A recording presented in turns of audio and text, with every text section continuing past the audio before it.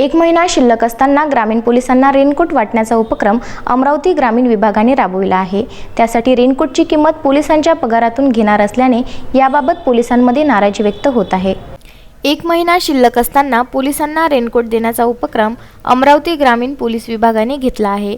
यातच सण उत्सव बंदोबस्त म्हणून पोलिसांना 24 तास ड्युटीवर तैनात राहावं लागते। पावसात संरक्षण व्हावं याकरिता वाईल्डक्राफ्ट या नामांकित कंपनीकडून रेनकोटची खरेदी करण्यात आली, तेही 66% डिस्काउंटमध्ये। आतापर्यंत 2000 पोलीस कर्मचाऱ्यांना रेनकोट देण्यात आले। मात्र रेनकोट घेणाऱ्या प्रत्येक पोलीस कर्मचाऱ्यांना हे रेनकोट मोफत नसून त्यांच्या वेतनातून 1100 रुपयाची कपात केली जाणार आहे। या उपक्रमात मात्र अनेक ग्रामीण पोलिसांच्या दबक्या आवाजात नाराजी व्यक्त होत आहे। जर रेनकोटची मूळ किंमत 2450 रुपये असेल तर 66% डिस्काउंट देण्यात येत असेल तर त्याची आकारणी किंमत 1617 रुपये होईल।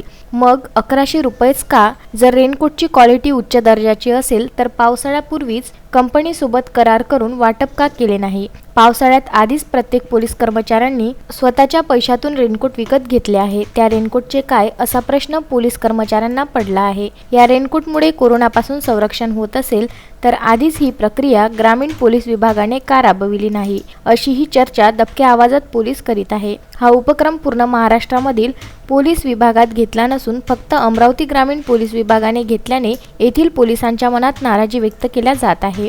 अमरावती ग्रामीण पोलीस दलाकरिता एकूण 2559 नग म्हणजे पेअर रेनकोट प्राप्त झालेले आहेत।